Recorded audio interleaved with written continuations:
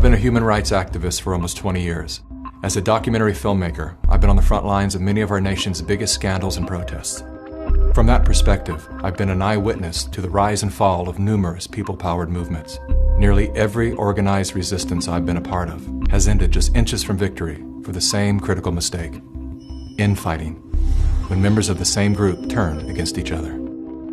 It often begins with whispers about the most prominent spokespeople of the cause. These rumors typically sound like, "I hear John is controlled opposition," or "Some people are saying Jane is compromised." While the use of infiltrators and agitators is a very real thing, I've yet to experience one scenario where such a label was accurately applied. And suspiciously, these labels are always branded on the people who are making the most progress. With the degradation of their reputation goes their contribution to your life. Prior to social media, people actually sat down to dialogue through their differences. Today, without solid evidence or sufficient inquiry, we go directly to our keyboards to vent our suspicions. Even after the rumor is proven false or simply fades away, some level of doubt and division always remains. This is all by design. Part of what allowed so many people to walk away from Assange was some of the Me Too allegations that had surfaced and that were ultimately discredited, stuck in people's minds. The voices of propaganda are masterful at this game. They knowingly run a false story, then retract it, knowing the lie will reach millions, but very few will see the correction. Amy Coney Barrett's religious faith is being called into question again. She belongs to this People of Praise group, which the Southern Poverty Law Center has labeled them a hate group. When I stated that People of Praise had been deemed a hate group, I just got them mixed up with another group. I conflated them. Okay. That happens, it's easy to do. In the words of former CIA Director William Casey, "We'll know that our disinformation program is complete when everything the American public believes is false." The planting of divisive rumors is one of the most common tactics used in psychological warfare. As the lies bloom, like worker bees, well-intended citizens pollinate the masses with poisonous disinformation. What the gossiping bees fail to realize is that they themselves are doing the work of controlled opposition. They are literally, unwittingly, working on behalf of the very forces they believe they are resisting. Again, all of this is by design. While we've all been distracted by the latest trends and tragedies, everything that has influence on our behavior has been infiltrated by an agenda to control our thoughts. Whether their goal is to make us purchase a product, vote for a political party, or submit to experimental inoculations, there are forces at work who understand the functionalities of your mind far better than you do. Their goal is total control.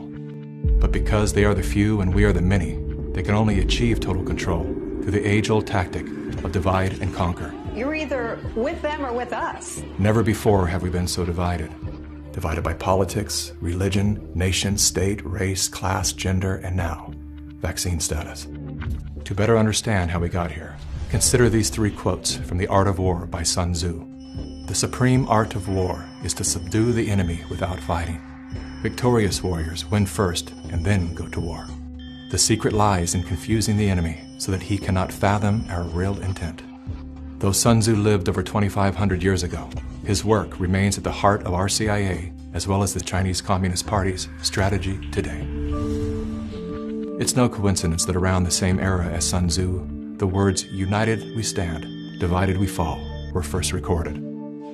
It is unity that will save our communities. As you see in the audience, Muslims, Christians, the Jewish community, Democrats, Republicans, white, black, everyone all in between. This is the example of what you get when you choose to attack all members of the human family. Our greatest power is our numbers, hence the relentless effort to shatter us into broken fragments.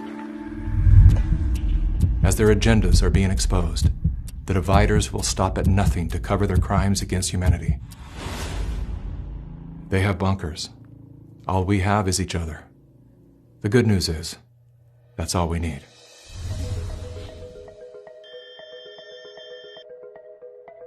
Though we are intrinsically interconnected, our minds are being wired to obsess on our differences.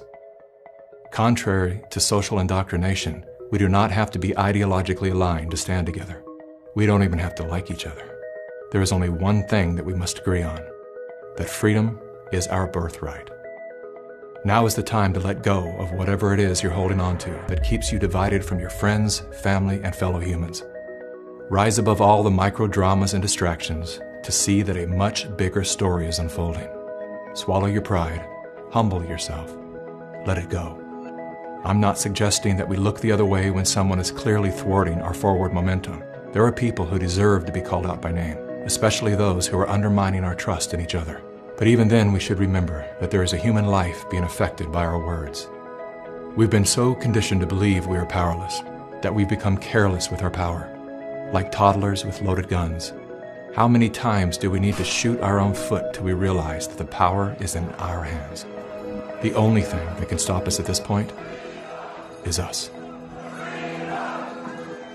We've all been lied to, scammed, fooled, tricked, conned, and coerced. Yes, it sucks. But here we are, wiser and stronger than we were just 3 years ago. This is the moment for us to activate our innate ability to create solutions. That can only happen through the awareness of symbiosis, defined as a mutually beneficial relationship between different groups. All of life depends on relationships. Every living thing is in communication, from the stars to the planets, the earth, the plants, the elements, the insects, the animals, the humans, and every cell within us. Real change out there begins with real change inside. The question is, how bad does it have to get before we're willing to change?